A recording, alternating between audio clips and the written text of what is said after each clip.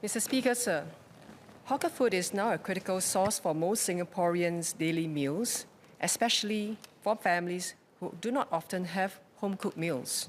Hawker centres that are located amidst our residential heartlands are an integral part of our food landscape. More importantly, affordable hawker food offers a sustainable option for low-income families and seniors.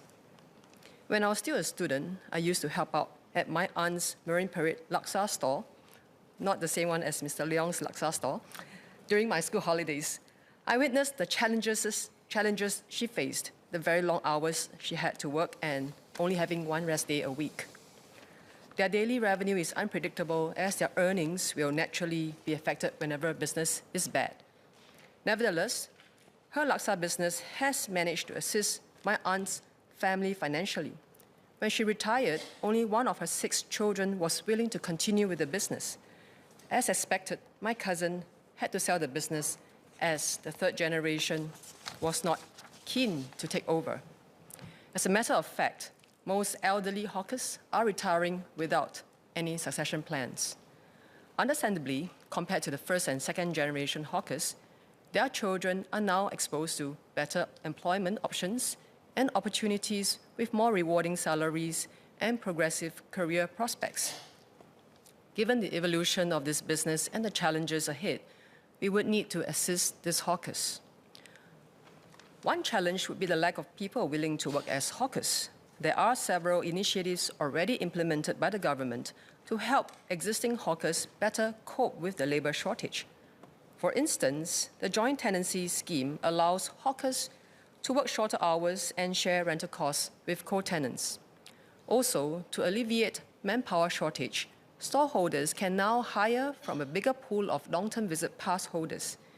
They can hire family members who will be more willing to work long hours and are more committed to help sustain the business. Apart from that, centralized common services scheme like dishwashing, clearing of crockery and cutlery, and general cleaning can reduce the manpower required. On the payment mode, digitalization initiatives such as cashless payments and the CDC vouchers have also helped to reduce the store's cash management. As a result of such labor reduction initiatives, many stores can now be managed by 2 or, for some, even 1 person. The second challenge is to offer hawker food at affordable prices without compromising the quality. Older hawkers live in older housing estates such as Old Airport Road, Tiong Bahru, Geylang Serai, etc. Most of famous and popular hawker stores, including Michelin Bib Gourmand stores, are often found in these older hawker centres. Most of these older stores are able to sustain well. After a 26-year pause in 2011, NEA restarted the building of 20 new hawker centres.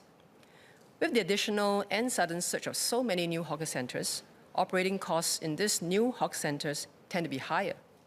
Hawkers will have no choice but to pass on the increased operating costs to the consumers.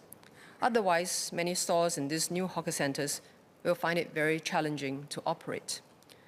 We have received numerous feedback from residents about the price increase in hawker meals. This price increase has caused a heavy strain on them. Most affected are from the low-income families, retirees, and students. To address their concerns, our local MPs have been working closely with the hawker centre operators to try to keep meals affordable for residents. In Sembawang GRC, Kampong Admiralty Hawker Centre and Bukit Canberra Hawker Centre were opened in recent years and are managed by socially conscious enterprise operators.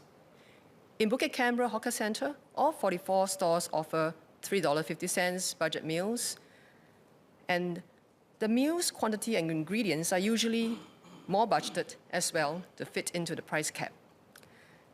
Seniors holding the Blue Chars, Pioneer and Merdeka generation cards will receive a 10% discount, and students under the age of 18 will also get student discounts during the weekdays afternoon. In Kampong Admiralty Hawker Centre, local schemes such as Belanja a Meal provides low-income families with affordable meals. Thanks to contributions from fellow residents and generous donors, low-income residents on Belanja a Meal scheme can each enjoy up to 10 free meals monthly. These local schemes do help some residents who are most affected by recent price increases. Many are appreciative of the support provided. My fellow GRC MP, Ms. Mariam Jaafar, will later share more in her speech. Mr. Speaker, sir, I would like to say a few words in Malay. Setelah terhenti selama 26 tahun pada tahun 2011, NEA telah menyambung semula usaha membina 20 pusat penjajah baru. Dengan penambahan dan lonjakan mendadak bilangan pusat penjajah baru, kos operasi di pusat-pusat penjajah ini menjadi lebih tinggi. Penjajah tidak mempunyai pilihan selain memindahkan kenaikan kos operasi ini kepada pengguna.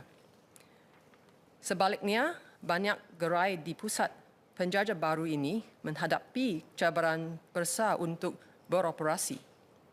Kami telah menerima banyak maklum balas daripada penduduk tentang kenaikan harga makanan penjajah baru-baru ini. Kenaikan harga ini memberi tekanan yang besar kepada mereka, golongan yang paling terjejas termasuk keluarga berpendapatan rendah, pesara dan pelajar. Bagi menangani kebimbangan mereka, ahli Parlimen tempatan kami telah bekerjasama rapat dengan pengendali pusat penjajah untuk cuba memastikan makanan kekal dimampui penduduk. Di GRC Sembawang, pusat penjajah Kampung Admiralty serta pusat penjajah Bukit Canberra telah dibuka baru-baru ini dan dikendalikan oleh pengendali perusahaan sosial yang prihatin. Di pusat penjajah Bukit Canberra, semua 44 gerai menawarkan makanan bajet berharga $3.50. Warga emas yang menggegang kad jas biru, kad generasi perintis dan kad generasi merdeka akan menerima diskaun 10%. Pelajar di bawah umur 18 juga akan mendapat diskaun pelajar pada waktu tengah hari pada hari bekerja.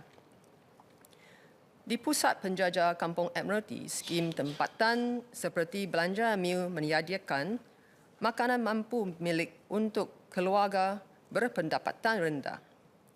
Dengan sumbangan daripada penduduk serta penderma yang murah hati, penduduk berpendapatan rendah di bawah skim belanja mil boleh menikmati 10 hidangan percuma setiap bulan. Skim-skim tempatan ini membantu sebahagian penduduk yang paling terjejas oleh kenaikan harga baru-baru ini. Ramai yang menghargai sokongan yang diberikan. Rakan AP saya, Cik Mariam Jaafar, akan bercakap lebih lanjut mengenai inisiatif ini. It's a matter of reality that first and second generation hawkers will retire, and sadly, some original and authentic hawker recipes together with certain Singapore's hawker culture will gradually fade. It is definitely not easy to sustain and grow our hawker culture in this rapidly changing environment. Nevertheless, I believe the hawker culture is an important part of our cultural heritage, and more must be done. MCCY had made a commendable effort in December 2020 for Singapore's rich and vibrant hawker culture to be recognized in the UNESCO representative list of intangible cultural heritage of humanity. This recognition has raised awareness about the importance of preserving and growing our hawker culture. The Hawkers Development Program, which trains and mentors potential hawkers, was launched in NEA in 2020. In 2022, the Hawker Succession Scheme was launched to help retiring veteran hawkers pass their culinary skills, recipes, and hawker stalls to aspiring successors. Unfortunately, the take-up rate for these schemes to establish a more systematic framework to attract and develop aspiring hawkers is still low till date. We need to push harder in order to entice young hawkers into the trade with more creative incentives. Mr. Speaker, sir, I would like to share a few points in Mandarin. 第一代和第二代小贩将会退休，这是必然的事。可惜的是，一些原创和正宗的小贩食谱，以及某些新加坡的小贩文化，将逐渐的消失。在这个快速变化的环境里，维持和发展小贩文化绝非易事。尽管如此，我相信小贩文化是我们文化遗产的重要一部分，我们必须为此做更多。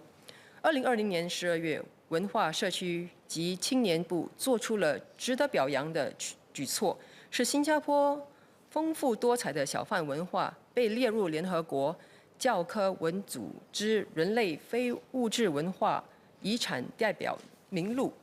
这认可提高了世人对保护和发展小贩文化重要性的认识。国家环境局于2020年启动了小贩培训计划，旨在培育和指导新手小贩。2022年，小贩承前启后计划启动，帮助退休的年长小贩将他们的烹饪技巧、食谱和小贩摊位传授给年轻而有理想的继承人。但是，以系统化的框架来吸引和培养小贩来说，这些计划的成功率至今仍然很低。我们需要更加的努力，以更有创意的激励措施吸引年轻小贩进入这个行业。Mr. Speaker, sir, I have two suggestions for NEA for the consideration. The first is to organize a grand annual competition and provide credible recognition to outstanding hawkers. Such features and awards can help raise awareness that being a hawker requires a special distinguished craft, just like how a Michelin chef is recognized. The competition can include various categories showcasing preservation of traditional techniques and heritage dishes, creativity in new recipes, healthier food selections, excellence within cost constraints, or excellence within slightly higher budgets to cater to different taste buds and different pocket sizes. The competition prize can include a free rental for a period at a store of the winner's choice. And this reward could be a pragmatic way to encourage talented young people to enter the hawker profession, as it enables them to start off with an advantage. My second suggestion is for Enterprise Singapore and NEA to jointly help enterprising hawkers who do not have the funds to promote and expand their business and operations within Singapore and overseas. One way is to form a panel to identify and promote certain local brands and assist them to look into prepackaged meals for the retail market. They can either be dried, canned, or frozen. With new ideas and creativity, we can further strengthen Singapore's local hawker brand names and in turn raise awareness for our hawker culture. Mr. Speaker, sir, when older hawkers retire, we must do our best to incentivize younger Singaporeans to continue their legacy while earning a fair livelihood. Our Singaporean food culture is about our good and affordable hawker food, and this is a gem that must continue to shine. I support the amended motion put forth by member Mr. Edward Chia. Leader.